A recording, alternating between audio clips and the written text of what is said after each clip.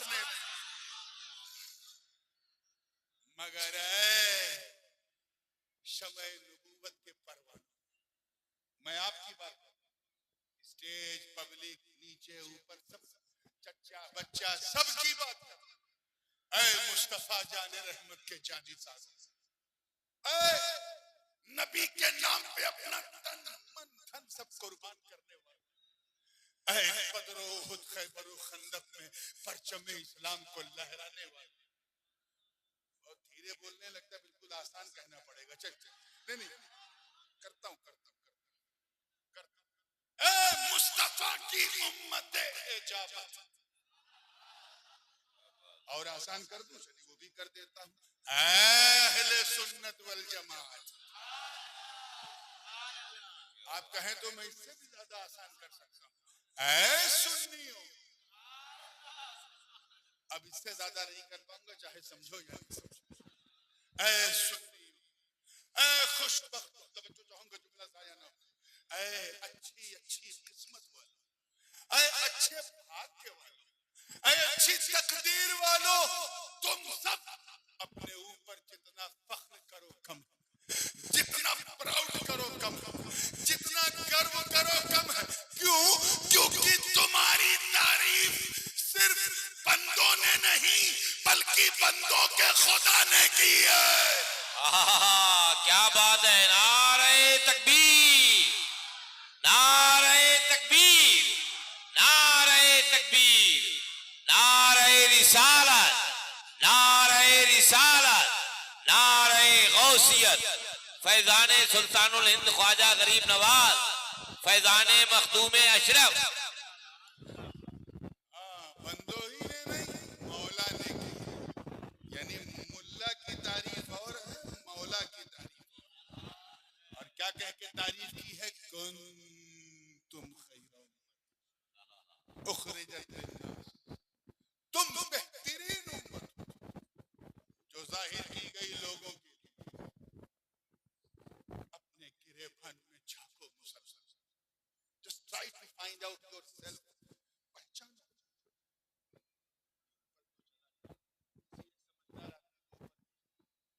ऐसा लग रहा है हम चिड़ियाघर में। तवज्जो है आपको? एक मर्तबा किसी जगह पे झूठों का मुकाबला हुआ था। हालांकि अगर आज झूठों का होता तो सबसे बड़ा झूठा पकड़ा जाता, नहीं पहुंच पाए ना, अच्छा पकड़ा जाता कौन है। लेकिन एक मर्तबा हुआ था झूठों का मुकाबला। फर्स्ट प्राइज मालूम है किस झूठे को मिला? उसे मिला था जिसने ये झूठ बोला कि मैं एक जगह गया, 10-15 औरतें बैठी थी और चुप। ये तो बहुत बड़ा झूठ है। खवातीन अहले सुन्नत माँ बहनों से मैं गुजारिश करूंगा कि सुनने आई हैं तो सुने, कुछ लेके जाएंगे। जी जी, पीछे कुछ बच्चियां हैं शायद या और लोग हैं। तो जो लोग भी हैं सुनने आए हैं कुछ लेके जाएंगे इंशाल्लाह। तो आप खामोशी से सुनिए, बच्चों को भी खामोश रखिए। आइए, तुम बेहतरीन अपने गिरेबान में झांको। ज्यादा दूर जाने की जरूरत नहीं है, नहीं तो डिप्रेशन में चले जाओ। सिर्फ सुबह से लेके शाम, सूरज निकलने से लेके सूरज डूबने तक कितना गड़बड़ सड़बड़ करते, कितना उल्टा सीधा करते हो, इसे याद करो और महसूस करो और बताओ क्या हम इस काबिल हैं कि हमें अच्छा उम्मती कहा जाए? बोलिए। बिल्कुल। You believe that you are the greatest follower? No, never. नहीं। फजर के वक्त चादर ताने सो रहे, जोहर के वक्त मार्केट में घूम रहे, असर के वक्त क्रिकेट खेल रहे, मगरिब के वक्त किसी चाय खाने में बैठे, ऐशा के वक्त दोस्तों के साथ गप्पे मार रहे हैं। क्या हम इस लायक हैं कि हमें अच्छा उम्मती कहा जाए? बोलो। बिल्कुल। हमारा हाल तो ये है कि जब हम पैसा कमाते हैं इतना भी नहीं सोचते कि हलाल क्या है हराम क्या है। पैसा हो चाहे जैसा, यही क्राइटेरिया, यही लाइफ स्टाइल है। क्या हम इस काबिल हैं कि हमें अच्छा उम्मती कहा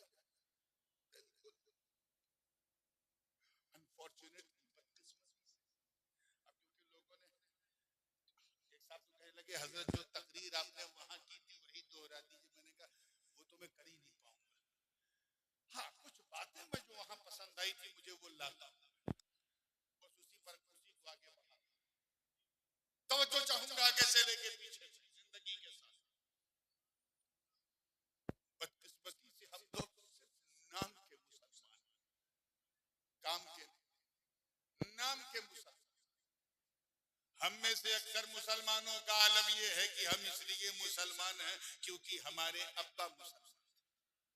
जी सच्चाई।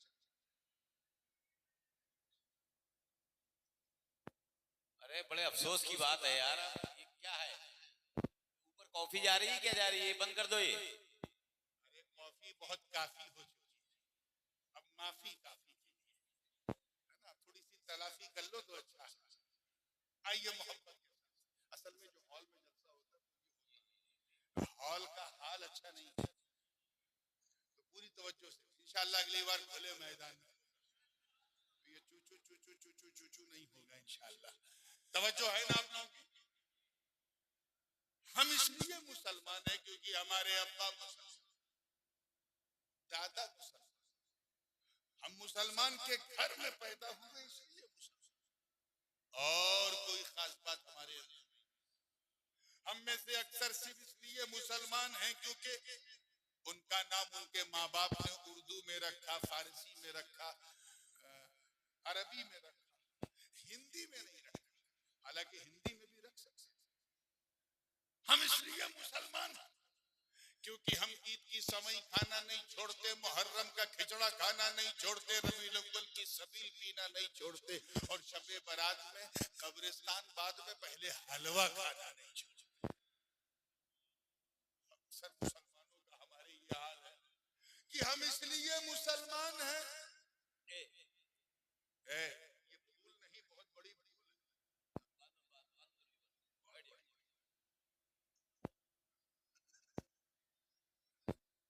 आइए, हम में से अक्सर का आलम ये है कि हम ये समझते हैं कि बस हम मुसलमान हैं तो बस सब कुछ। हम टोपियां पहनते हैं इसलिए मुसलमान हैं, और खैर अब तो पहनते कम हैं, पहनाते ज्यादा हैं।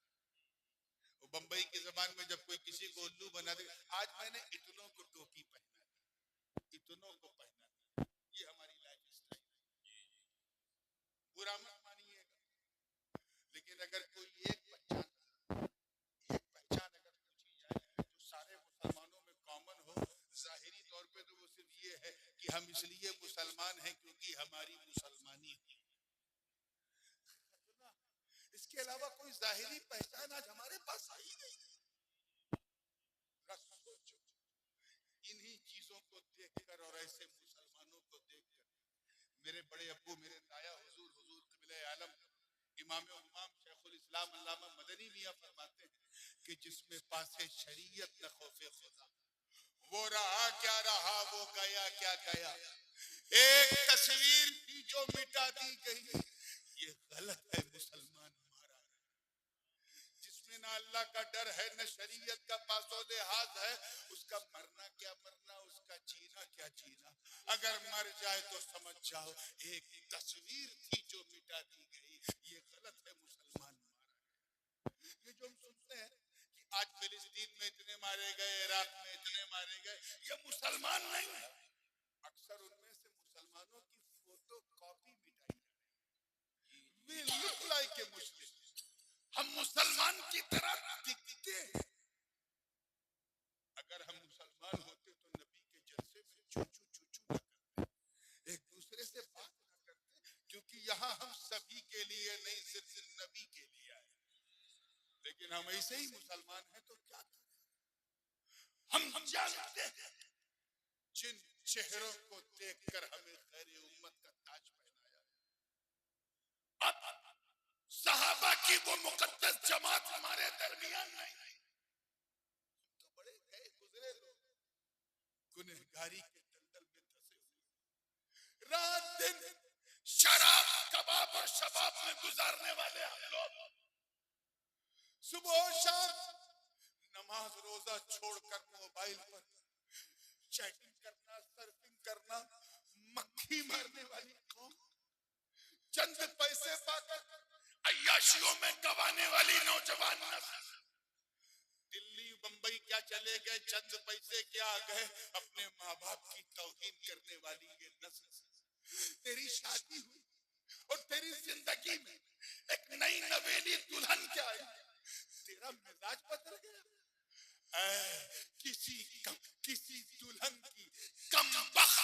मुस्कान के सामने अपने माँ बाप को धक्के मारने वालों, कभी एक सेकंड के लिए तुमने सोचा कि तेरी बीवी ने तुझे तब प्यार किया जब खिलाने के लिए तेरे पास रोटी थी, तब प्यार किया जब पहनाने के लिए कपड़े थे, तब प्यार किया जब ठहराने के लिए मकान था, तब प्यार किया जब उसे राजी रखने के लिए तेरे जिस्म में ताकत थी, तब उसने प्यार किया।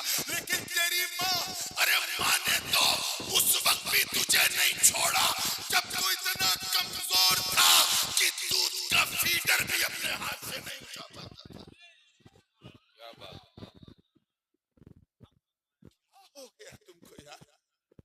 कहाँ चले गए? किस जगह था? किस जाइत के लोग? तुम्हें शर्म भी नहीं आती? खुद को धोखा देते हो और खुदा को धोखा देने की कोशिश करते हो। अपने किरदारों अमल को संभाल लो मुसलमान। आगे बढ़ने से पहले मैं एक वजाहत और ताकि बिल्कुल दूध का दूध पानी का पानी हो जाए। हज्जाज बिन यूसुफ का तो नाम सुना होगा, आप सबने सुना है? अच्छा, जिन्होंने सुना है वही हाथ उठाए। 17, 24, अच्छा 25-30 लोग क्या जिन्होंने, वैसे भी कोई सुनने वाला नाम भी नहीं है। अच्छा, खिलाफत बनी उमैया के जमाने में ये बसरा का हाकिम था और इतना जालिम था, इतना जालिम था कि सहाबा और ताबईन के खून से अपने हाथों को रंगे हुए थे। हज्जाज बिन यूसुफ, मालूम है? जिस गुरु ने उसे राजनीति सिखाई थी उसी को साइड में बिठा के उनकी कुर्सी पे बैठ गया। ऐसा था हज्जाज बिन यूसुफ। गुरुजी के जमाने में जो सिक्का चलता था, चांदी और सोने की जो अशर्फियां चलती थी, जैसे ये कुर्सी पे बैठा इसने सिक्कों को गला कर आग में बिल्कुल गला कर, आज की भाषा में कहे तो डिमोनेटाइज करके, नोटबंदी करके अपने नाम का सिक्का चलता। इतना जालिम। उस जमाने में सबसे बड़ा मीडिया जो है वो आज भी अगर मुसलमान सही इस्तेमाल करें तो दुनिया का सबसे बड़ा मीडिया जुमा का दिन है। सोशल मीडिया भी कमर तोड़ देता है, जुमा इतना बड़ा मीडिया है। इसीलिए तो हर जुमा के दिन इनके कान खड़े रहते हैं, कुछ हो सकता है, कुछ हो सकता है। इतना बड़ा मीडिया है लेकिन मुसलमान इस मीडिया का सही इस्तेमाल नहीं करते। आप आपस में इमाही में इत्तेहाद नहीं है कि एक बात मैं भी बोलूं वही तुम भी बोलो, वही तुम भी बोलो, नहीं। तो छोटों की जब मुक्तदा का ये आलम है तो मुक्तदी को क्या। लेकिन सच्ची बात ये है कि वो इतना शातिर था हज्जाज बिन यूसुफ। उसने जितनी मस्जिदों में जुमा होती थी, हर मस्जिद के ट्रस्ट और मस्जिद के इमाम को अपनी गोद में बिठा दिया था। यानी पूरे मीडिया सिस्टम को उसने गोदी मीडिया बना दिया। और अगर कोई मुत्तकी परहेजगार इमाम उसके खिलाफ बोल दे तो हुकूमत की एजेंसीज उसके खिलाफ लगाकर उसे डिटेंशन सेंटर में डिटेन कर दिया जाता था। मैं हज्जाज बिन यूसुफ की बात कर रहा हूँ। आपका दिमाग इधर उधर तो नहीं जा रहा है? नहीं जाना चाहिए ताकि समझो जा रहा है कि नहीं जा रहा। आप कैच कर रहे हैं? आइए तो हज्जाज बिन यूसुफ की बात। इतना जालिम और गुरु शासक, खून और मौत पर तो वो राजनीति करता था। एक मुरीद आया हजरत ख्वाजा हसन बसरी की बात, अर्ज किया हुजूर ये अल्लाह ताला हज्जाज बिन यूसुफ को कुर्सी से उतार क्यों नहीं देता? ये इतना हम पर जुल्म करता है, इतना सितम करता है, हमें 2 नंबर का शहरी बनाए हुए, अल्लाह इसे हटा क्यों नहीं देता? तो बहेड़ी वालों जवाब सुनो सुल्तानुल औलिया ख्वाजा हसन बसरी जलाल में कहते सुन मा जाअल हज्जाज इल्ला बिदुनूबिना, कि हज्जाज बिन यूसुफ सिर्फ हमारे गुनाहों की वजह से आया है। Allah subhanahu wa ta'ala brought him upon us because we have done sins and evils. हमने बहुत गुनाह किए हैं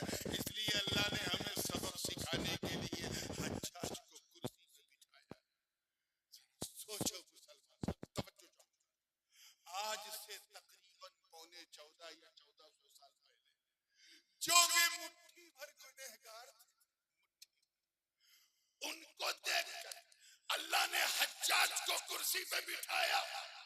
आज के गुनहगारों को देखते तो क्या करते?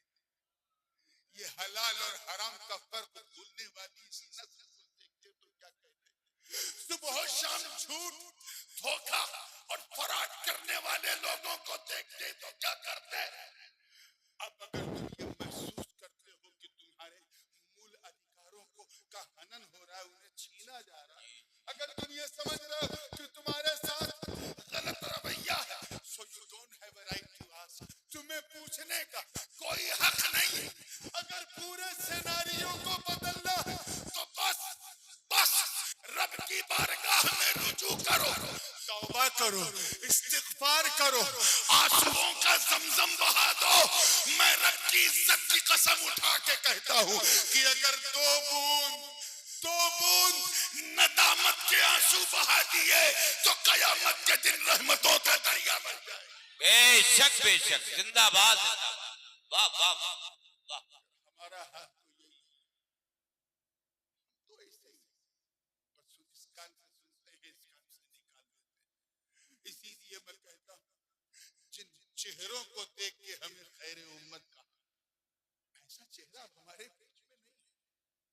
वो मुकद्दस जमात जिसे हम जमात सहाबा कहते हैं, जिनके लिए रब ताला ने फरमाया उलाइका हुमुल मुमिनून हक़्क़न, वो सहाबा जिन्हें कहा रब ने उलाइका हुमुर राशिदून, वो मुकद्दस जमात सहाबा लक़द रज़ियल्लाहु की तालीफ जिन्हें अता की